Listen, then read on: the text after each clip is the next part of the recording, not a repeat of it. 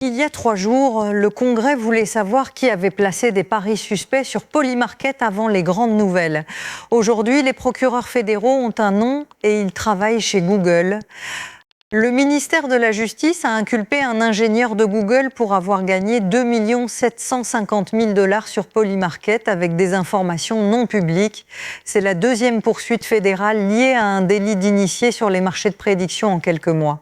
Les procureurs disent que l'ingénieur a parié sur des résultats connus à l'avance via son travail, puis retiré les gains avant la nouvelle publique. C'est le premier cas impliquant un employé important de la Silicon Valley, pas un trader. Les marchés de prédiction comme Polymarket sont devenus des plateformes milliardaires l'an dernier, couvrant des paris électoraux aux décisions de la Fed. Si les affaires fédérales continuent, Polymarket fera face aux mêmes restrictions qui ont frappé Wall Street.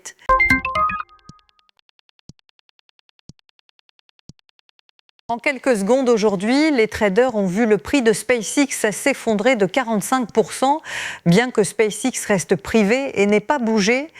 Le contrat pré-IPO SpaceX d'Hyperliquid, un instrument synthétique permettant de parier sur la valeur de SpaceX lors de son introduction, a subi un flash crash ce matin.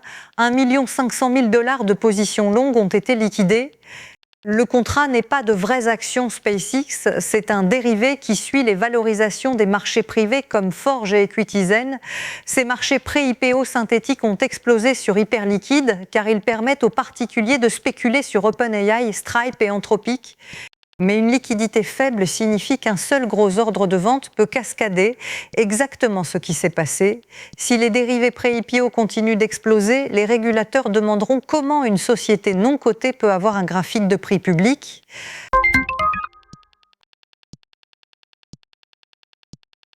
Les plus gros détenteurs de Bitcoin viennent de faire ce qu'ils ont fait en 2022, juste avant que Bitcoin ne perde les 3/4 de sa valeur en 8 mois.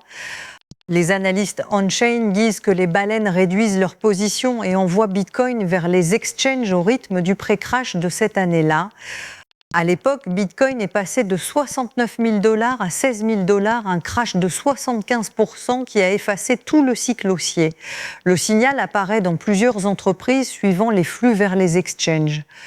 L'indice de peur et cupidité vient d'atteindre 22 territoires de peur extrême et les marchés anticipent une chute sous 70 000 avant fin mai. Rien ne garantit une répétition de 2022.